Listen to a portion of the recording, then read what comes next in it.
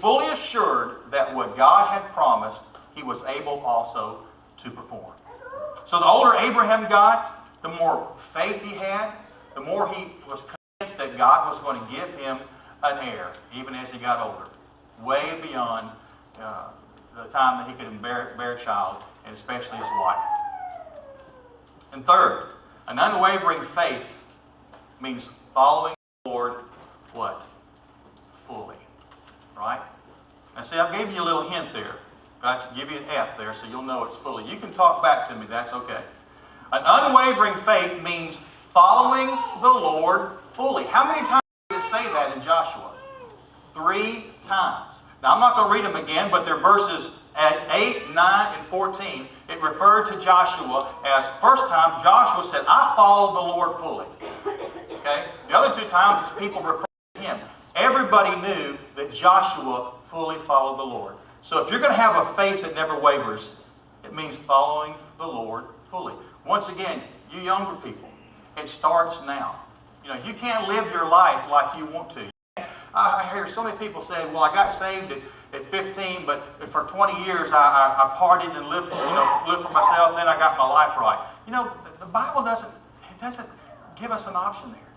You know, when we're saved, we're supposed to live for the Lord. And if you really want to be effective as you get older in your life, you need to follow the Lord fully from the moment you get saved. You follow the Lord fully. If you really want to be effective, and that's what I'm talking about this morning, is how to be effective in your old age.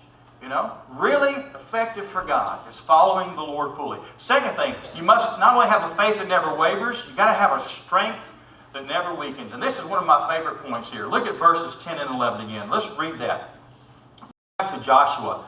Go back to Joshua chapter 14, and let's look at verses 10 and 11. I love what he says here. Now as you can see, again, Caleb talking. Now as you can see, the Lord has kept me alive and well as he promised for all these 45 years. Since Moses made this promise, even while Israel wandered in the wilderness, everybody was dying off, I kept getting stronger. Today I am 85 years old. I am as strong now as I was when Moses sent me on the journey, and I can still travel and fight as well as I could then. Shane, that just blows me away. To hear an 85-year-old man say, bring it on. You know, bring it on. You know, I can do what I could. I don't know if he's actually as strong as he was, but he felt it. That's the thing. He felt like he could still do what he did at 40. Now, I don't want you to misunderstand what I'm about to say. I don't know how long God's going to let you live. It has nothing to do with that. You know, if it's 30 years, 40 years, or 50 years, it doesn't matter. But I'm talking about Caleb here at 85 years old. He had a strength. He had a strength that never weakened. This kind of strength gives you, and here's the point, a youthful spirit. The kind of strength I'm talking about is a youthful spirit. Not just youth. It's a youthful spirit. Feeling young when you're older. Right? A youthful spirit. I want to read Psalms 92, 12 through 14 again. It's on the back side. Psalms 92, 12 through 14 says this. The righteous man will flourish like the palm tree. He will grow like a cedar in Lebanon, planted in the house of the Lord. They will flourish in the courts of our God. I love this. They will still yield fruit in old age.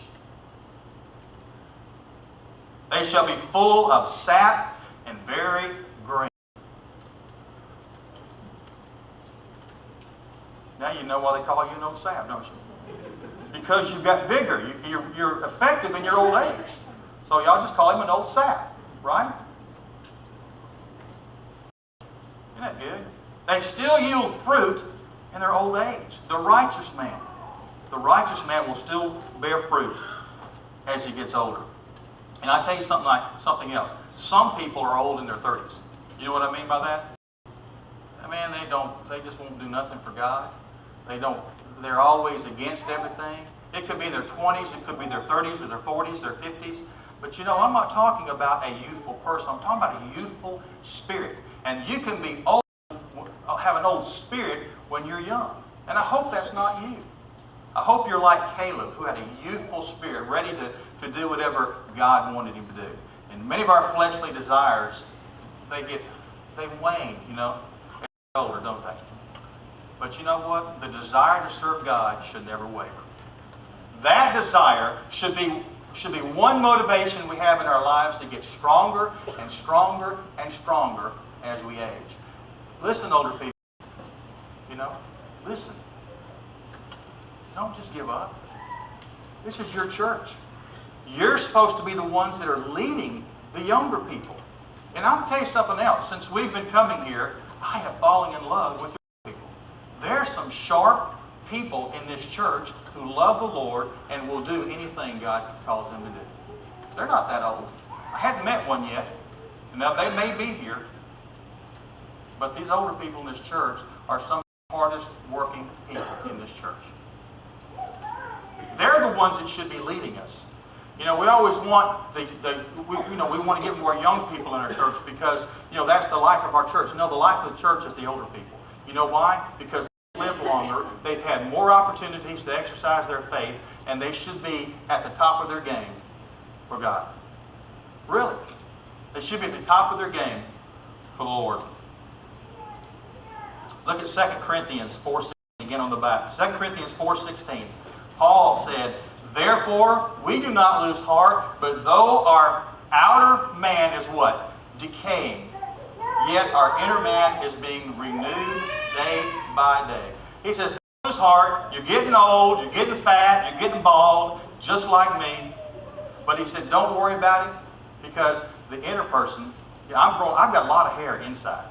You know, I mean, I've got just tons of hair on the inside, and I'm skinny and I'm strong, but on the outside, I'm just getting old and fat. But the inside's not. You know what I'm talking about, don't you, Brother Bolton? You know what I'm talking about, right? You look like you know what I'm talking about. You're what?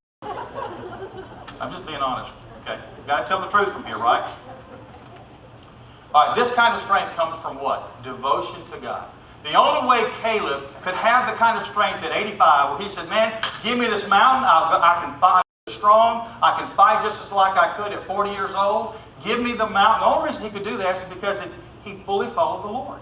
It said he had devotion for God. And if you don't have devotion for God and you don't fully follow God, you're not going to be effective for God. You're not going to have a youthful spirit when you get to be older. And third, this kind of strength brings complete victory in your life. Man, so many of us are just living our lives in spiritual defeat. We are. We haven't claimed everything God has for us. You know, this church hadn't claimed everything God has for it.